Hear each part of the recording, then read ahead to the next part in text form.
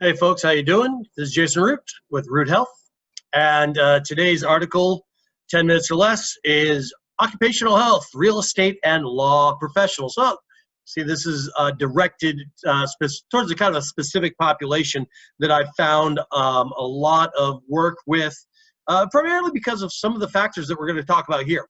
So, without ado, occupational health and performance is a serious matter for us all. If we are not healthy, our outputs in our profession will be less than optimal. As well, each of our professions has characteristics that can actually put us at unforeseen health risks. After years of working with professionals, I've noticed that some occupations have similar characteristics. In this case, real estate professionals like agents and brokers, etc., are similar to law professionals, lawyers, paralegals, etc. These characteristics, as related to our physical being, are spending long hours in the office or at your home office. You spend long hours sitting behind a desk. You spend a lot of time sitting in the car. There is a difference between sitting in a desk and sitting in a car. The car is worse for reasons, but that's a little bit out of the scope of what we're going to go through here today. You have certain times that you must spend long hours on your feet, and there is a lot of stress involved in your career. For the ladies, you may wear high heels, so that actually has a mechanical issue. Again, we're not going to really talk about here, but it is a factor that we want to at least recognize. And then all these characteristics carry certain concerns in relation to your physical condition. If you're in the office, the odds are that you are sedentary. This can have an effect on your cardiovascular condition and weight gain, making you more susceptible to diabetes, heart disease, and stroke. A lack of muscular stimulation can lead to muscular weaknesses, leading to injury and the lack of physical tools to perform work outside of the office. So we're talking about if you had to, help a buddy move or lift some things or whatever, do yard work, you might end up being more susceptible to injury than somebody who has something, more active going on. The time sitting in the car and behind a desk can have an effect on your body's mobility, causing chronic back, shoulder, or neck pain. This can also affect posture over time, creating a chronic pain condition. When you do train or play a sport or chase after the kids, play with the dog, stuff like that, you may be more susceptible to injury as your body has not performed the motor patterns required for that activity.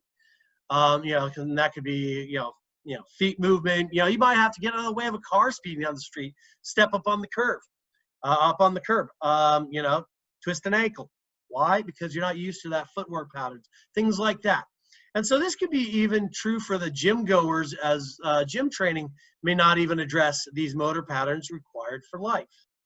In terms of performance at your job, mental acuity and mood are extremely important when dealing with clients and the frequent problem solving that you're faced with. Physical conditioning through exercise and nutrition is shown both in studies and anecdotally to be directly related to heightened levels of mood and mental performance. As well, if we are sick, we are not in the office or our workspace. So if you're sick, you're underperforming and you're not in the office in the workspace that you need to perform your job.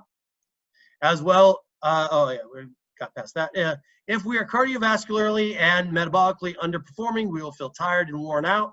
If we don't feel confident about our physical condition, that will translate to other areas. Of course, each individual is affected differently depending on their specific job, their tendencies, habits, and otherwise. The biggest problem in addressing each individual's issues in the real estate and law occupations is resource allocation. The main resource here is time. Long hours in the office deplete the resource of time for each of us. So how we deal with balancing our time needs with our needs to address our physical concerns depend on our personal characteristics and lifestyle. Are you a type A?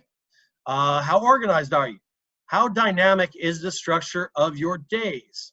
Is every day the same or much different than the next? Do you have family, social factors, or other situations that need to be attended to? While I understand that I've provided more questions than answers in this article, thinking about those questions is the first step in learning how to optimize a plan for lifelong health. So thanks for listening, and get a hold of me at this contact information right there. And I hope to be talking with you soon. And have a great day and the best of luck in your health and performance.